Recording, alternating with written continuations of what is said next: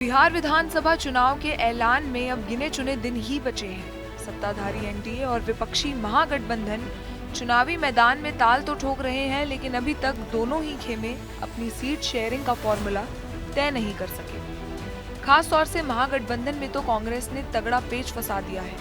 खबर है कि कांग्रेस ने पहले से भी ज्यादा सीटें मांग ली हैं और ऐसा ना होने पर आरजेडी लीडर तेजस्वी यादव को महागठबंधन के सीएम फेस के तौर पर ऐलान करना भी लटका दिया है। हालांकि अब खबर आ रही है कि एक फॉर्मूला तैयार हो रहा है।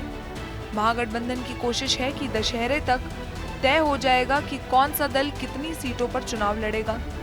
इस बार महागठबंधन ने तय किया है कि वह न केवल सीटों को चिह्नित करेगा, बल्कि उम्मीदवारों का नाम भी एक साथ ही तय करेगा। गठबंधन के सबसे बड़े दल राजद ने सहयोगी दलों को कहा है कि वह सीटों के साथ ही उम्मीदवारों का भी नाम दे। राजद के इस निर्णय पर सहयोगी दलों ने अमल भी किया है। राजद नेताओं से मिली जानकारी के अनुसार कांग्रेस ने 76 सीटों पर दावेदारी की है। कांग्रेस ने सीटों के साथ ही उम्मीदवारों के नाम भी राजद को सौंपे हैं। वहीं वीआईपी ने 60 सीटों पर दावेदारी की है। हालांकि वीआईपी ने सभी 60 सीटों पर उम्मीदवारों के नाम नहीं बताए हैं। लगभग आधी सीटों पर ही वीआईपी ने उम्मीदवारों के नाम गिनाए हैं।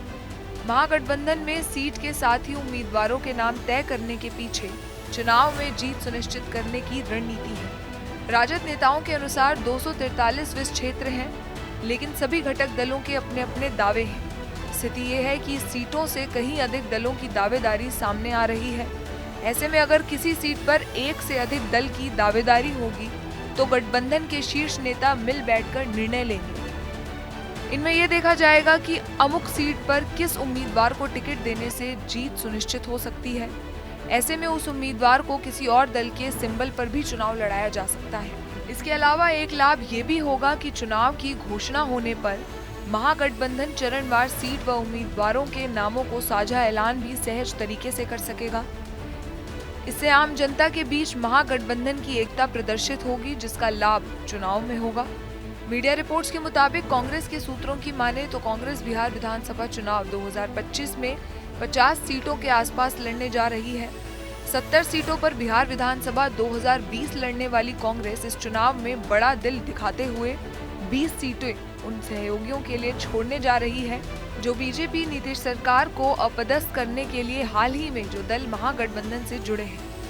सूत्रों की माने तो कांग्रेस 3 साथी दलों के लिए अपने 20 सीटों का त्याग करना चाह रही है। ये नए साथी दल हैं राष्ट्रीय लोक जनशक्ति पार्टी और झारखंड मुक्ति मोर्चा के लिए 20 सीटें छोड़ेगी और राजद भी अपनी तरफ से कुछ सीटों का त्याग कर सभी दलों की भागीदारी सुनिश्चित करेगी। कांग्रेस की चुनावी स्ट्रैटेजी है कि इस बार अपना स्ट्राइक रेट बढ़ाया जाए।